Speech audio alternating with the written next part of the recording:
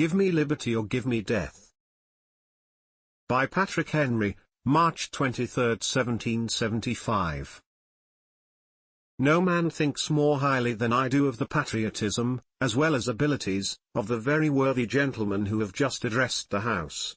But different men often see the same subject in different lights, and, therefore, I hope it will not be thought disrespectful to those gentlemen if, entertaining as I do opinions of a character very opposite to theirs, I shall speak forth my sentiments freely and without reserve. This is no time for ceremony. The questing before the House is one of awful moment to this country.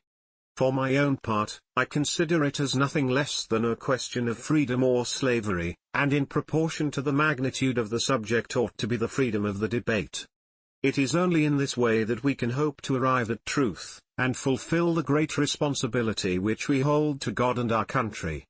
Should I keep back my opinions at such a time, through fear of giving offense, I should consider myself as guilty of treason towards my country, and of an act of disloyalty toward the majesty of heaven, which I revere above all earthly kings. Mr. President, it is natural to man to indulge in the illusions of hope. We are apt to shut our eyes against a painful truth, and listen to the song of that siren till she transforms us into beasts. Is this the part of wise men, engaged in a great and arduous struggle for liberty? Are we disposed to be of the number of those who, having eyes, see not, and, having ears, hear not, the things which so nearly concern their temporal salvation? For my part, whatever anguish of spirit it may cost, I am willing to know the whole truth, to know the worst, and to provide for it. I have but one lamp by which my feet are guided, and that is the lamp of experience. I know of no way of judging of the future but by the past. And judging by the past, I wish to know what there has been in the conduct of the British ministry for the last 10 years to justify those hopes with which gentlemen have been pleased to solace themselves and the House. Is it that insidious smile with which our petition has been lately received? Trust it not, sir, it will prove a snare to your feet. Suffer not yourselves to be betrayed with a kiss. Ask yourselves how this gracious reception of our petition comports with those warlike preparations which cover our waters and darken our land. Are fleets and armies necessary to a work of love and reconciliation? Have we shown ourselves so unwilling to be reconciled that force must be called in to win back our love? Let us not deceive ourselves, sir. These are the implements of war and subjugation, the last arguments to which kings resort. I ask gentlemen, sir, what means this martial array, if its purpose be not to force us to submission? Can gentlemen assign any other possible motive for it? Has Great Britain any enemy, in this quarter of the world, to call for all this accumulation of navies and armies? No, sir, she has none. They are meant for us, they can be meant for no other. They are sent over to bind and rivet upon us those chains which the British ministry have been so long forging. And what have we to oppose to them? Shall we try argument? Sir, we have been trying that for the last 10 years. Have we anything new to offer upon the subject? Nothing.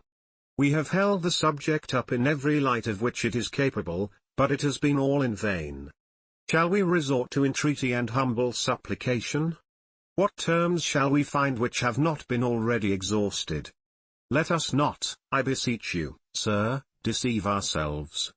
Sir, we have done everything that could be done to avert the storm which is now coming on.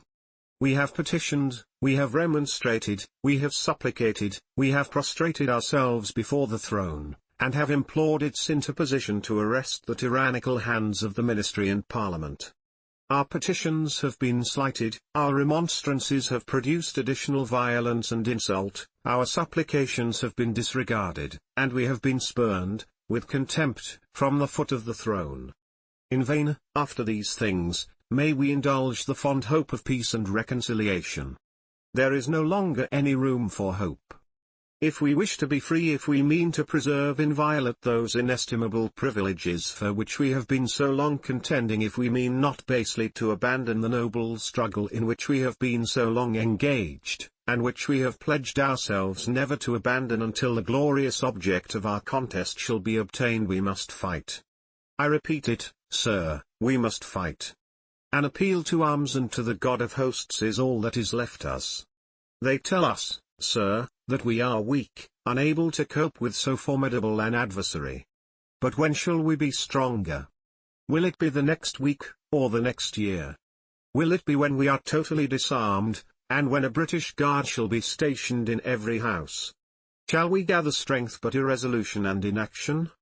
Shall we acquire the means of effectual resistance by lying supinely on our backs and hugging the delusive phantom of hope, until our enemies shall have bound us hand and foot?